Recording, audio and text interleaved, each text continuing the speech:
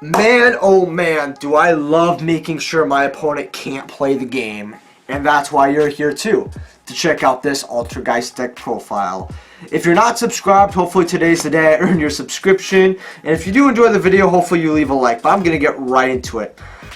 So 3 multi-faker. It's so good to have him back at 3. I didn't think it would happen this soon, but it did. So, just in case you guys don't know, this is the bread and butter of the deck. You reveal this when you activate a trap, and then you special summon it on board, and then you can special summon another Altergeist monster from the deck. The best part is you could do this even if you lose the dice roll, because if you draw this in imperm and you imperm something, you can then reveal multi-faker, special summon Socrates.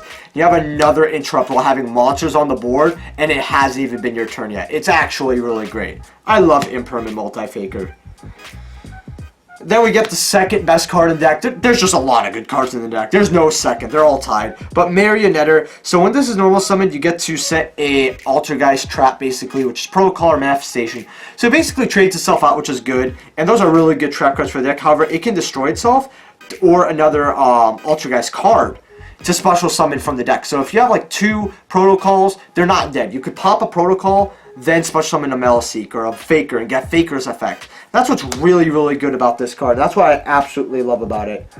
So, that's what's just really nice. Like, this is such a good card. It's a nice opener up too. Then we also have 3 Meliseek. If you open him up first, he's not dead either, because what you do is you link him up to Link Rebo. You get a search, you're multi-faker, you set 4, and then you pass. So you have a Link Rebo and you set 4, and then whenever they do something, you just special summon your multi-faker. It's absolutely fantastic. But this guy can attack directly and then send cards to the graveyard, which is pretty dope. And the damage actually does rack up. Like, there's been times where I've actually had to win off keeping Meliseek alive. It was a very sad game, but... Then you got 2 Socrates. Drawing this guy is just horrible. It's just really bad. But basically you bounce an Altergeist card you control to the hand, and then you'd bounce one of your opponent's cards. It is cost, however, which kind of sucks, but, you know, it's not too... the cost could be good at times, but you special summon him off multi-faker. Drawing him kind of sucks, but you also do need to, so... It's kind of like the perfect ratio. And then you got Kunkarate. This guy helps you stay alive, and sometimes it just, like, completely negates a monster your opponent controls, which is nice. You can also link off with him, which is really, really cool, and he just keeps you alive. He's the guy that... If you're in an alright position, you want to search him out, but you definitely don't want to top deck him. So, one's kind of where I like him. But he is a good card, so... Then you got Hand Trap, 3 Ash. You can play other hand traps if you want. I also play Imperm, but 3 Ash for sure. And that's going to line up for the monsters. But then we have the Spell Zone. We have a whole lot of them. We have a whole 3 Extra and 2 Duality. And that's literally it. And so, just to explain this, so 3 Extra is just... It's a free +1. Like, as long as you have, like, 1 Hextia and, like, 1 Link Rebo, you're good in your extra deck. Like, obviously you want more, but that's really all you need to win the game. So, 3 Extra, this is just a free +1. Plus, if they have Ash or something else, they do it on this, and you're like, okay, so I could, you know, the multi-faker's all good. It's a 1-for-1. That's fine. So... It can also be used to, like, do a negate. Plus, you kind of are good with tricking at this card, because since you have to activate it first, they don't know what you have in your hand, so they can't tell if it's a bluff or not. That's why I like it. And then, Power Duality, this is just if you're going first, but then you have to make a decision depending on what you have in your hand. If you open up this and Meliseek, you're going to have to figure out, do you want to search or do you want a Duality into something? So, I only run 2 because of that. Then you have... the Traptic Shorts, 3 Personal Spoofing. The reason you run 3 of this is because it's not searchable. It's not an Altergeist card. But you basically have to shuffle any Altergeist in your hand or the field. Then you get to add 1, which is really good, because if they try to destroy one of your monsters, like, you know, like, oh, effect, target, pop, you just spoofing it back. So it's in the deck and you get a search, which is really good. Or it also triggers multi-faker, because you could activate the card, not the effect. So you could... activate spoofing, and then just reveal Faker, standby, special it. You can also do that with the other Altergeist traps, which is Protocol, Manifestation. This is the Reborn, and by banishing it, you also get to special summon from your grave a Altergeist, well, banishing from the grave, you get one of your traps back, which is really nice, aka just the Protocol or the other Manifestation. Then Protocol basically lets your cards not be negated, which is really nice, because I don't like being negated. I want to negate my opponent. That's why you play this deck. You want to say no to your opponent. You don't want them saying no you. which is really good. And then this is also a mini strike. You destroy one of your mods.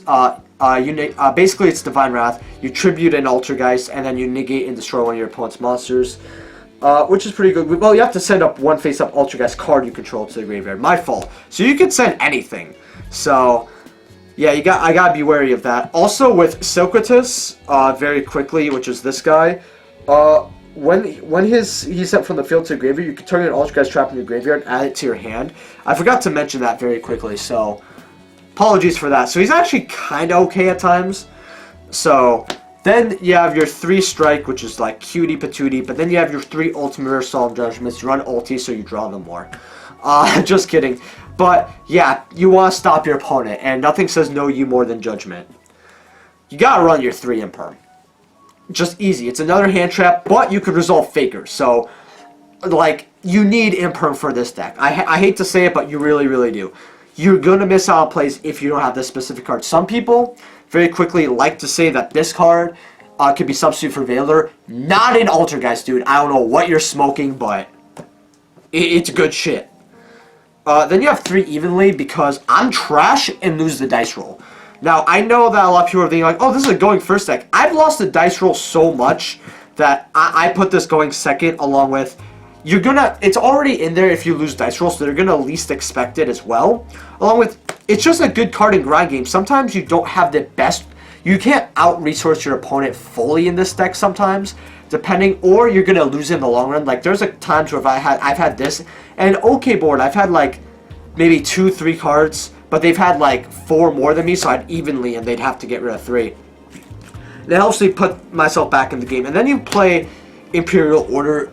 This says no you to spells, kills Striker, hurts Dogma, and just all the other meta cards. Like, not really Adamantipator too much, same with Eldritch, but it's still pretty good. Sometimes it gets sided out depending on what I'm playing against.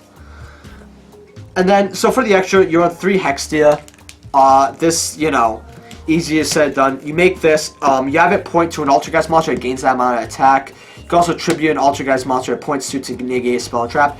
And when it's sent to the graveyard, you get to add 1 Altergeist card from your deck to your hand. So that's cute. Sometimes I think it's grave, so I've misplayed like that before.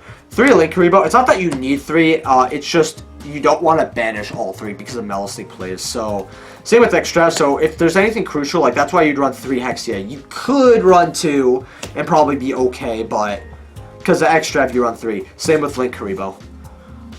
Also, I know you guys don't watch my videos because of Market Watch Advice, or you're probably not watching this one, but I want to say this very quickly. Jump Link Karibos are going up right now. They're about $7-8, and they're going right up to 15. I look because I want to buy more for this video. So if you want your Jump Karibos and you want to make some profit, get these. I don't know if you guys appreciate that. Let me know in the comment section below. Then we have your Nightmare package, which we have the 1 Cerberus, 2 Phoenix, and 1 Unicorn. Basically, there was just more room, and I want to throw in the extra Unicorn just in case.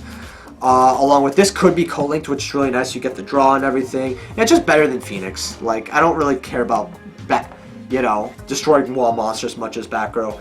Then you have the IP and Mech Crusadia. Basically, you know, you want a IP Naver Max is just strong. Same with Boral Sword as well. I keep not putting in the center. I'm sorry, guys. Then we play 2 Borreloads. The reason I play 2 Borreloads is because I just don't want to pick up another Boral Sword and play in the deck.